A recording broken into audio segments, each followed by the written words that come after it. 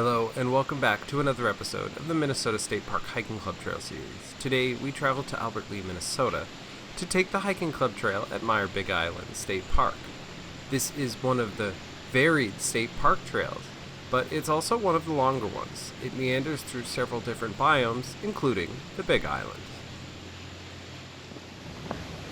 According to the DNR website, habitation of the area is in and around Myre Big Island goes back over 9,000 years, with evidence from all major identified cultural periods. There's a collection of the artifacts, which is unfortunately not publicly available to view at this time, called the Owen Johnson Artifact Collection. It is one of the largest collections in the state and is available for research. Looking around as you enter the park, it's no surprise this entire landscape was carved out during the last glacial retreat, forming the rolling hills, marshes, and shallow lake that make up the park.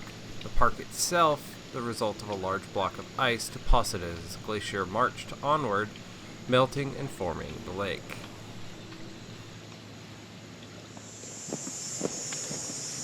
The landscape of the park is quite varied and includes an oak savanna, wetlands, northern hardwood forest, grassland, and restored prairie. It's unsurprising that the park also includes a good number of flowering plants as well. Some of you can find on the Big Island are spring beauty, bloodroot, hypatia, Dutchman's breeches, ginger, and trout lily. Other flowering plants included elsewhere in the park are lead plant, rattlesnake master, prairie clover, bottle genetian, blazing star, black-eyed Susan, personal favorite, and others.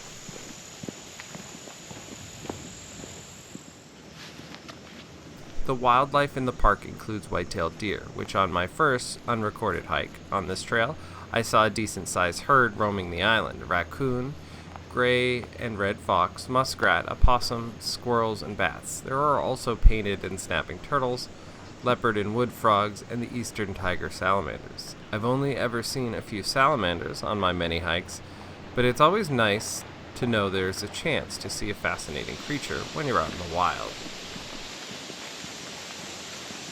I think it's important to make that distinction too. For example, I've seen numerous tarantulas in cages, exhibits at zoos, or as pets of friends, but it's a totally different experience to see these creatures in their natural habitat. I was at Zion National Park with a few friends, and it had just rained a significant amount. This results in the walls of the canyon spouting waterfalls all around. A beautiful sight. Also, a very visual reminder of why you don't hike the Narrows if there's a risk of storms.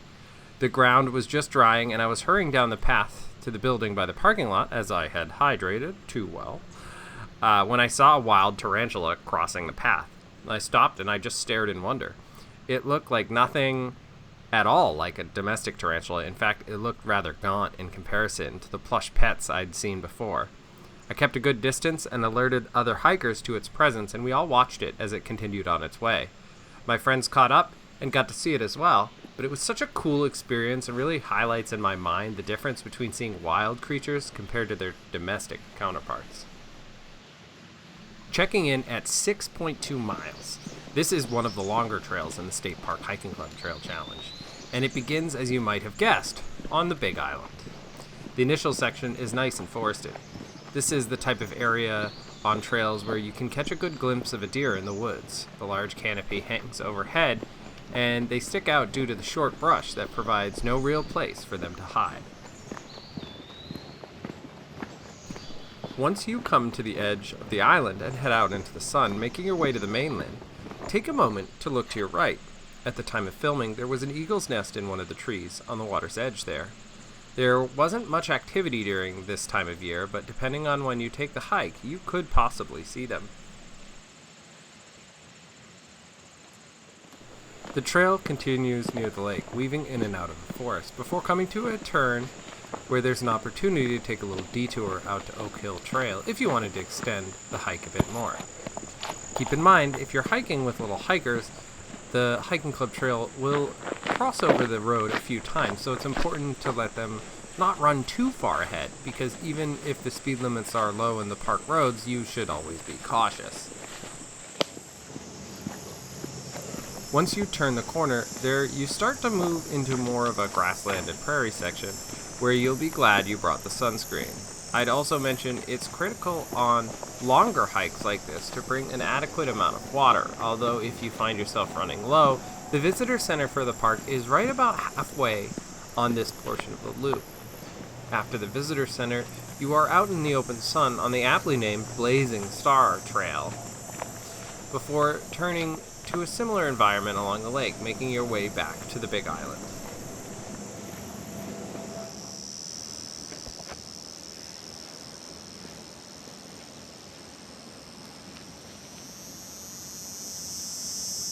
My favorite part of this trail is the island. It's a cool experience because you can tell this area has been spared from some of the larger fires in the past because of its location on an island in the lake. It's also where I was able to see the most wildlife. The trees have a significant canopy, so the underbrush isn't extreme, which allows you to see those animals further underneath. And indeed, on one of my trips, we saw that whole herd of deer less than 2/10 of a mile from the starting point of the trail. Thank you for watching, and if you enjoyed this video, hit the like button. If you want to follow us as we finish this hiking club challenge and transition into our next series, hit that subscribe button.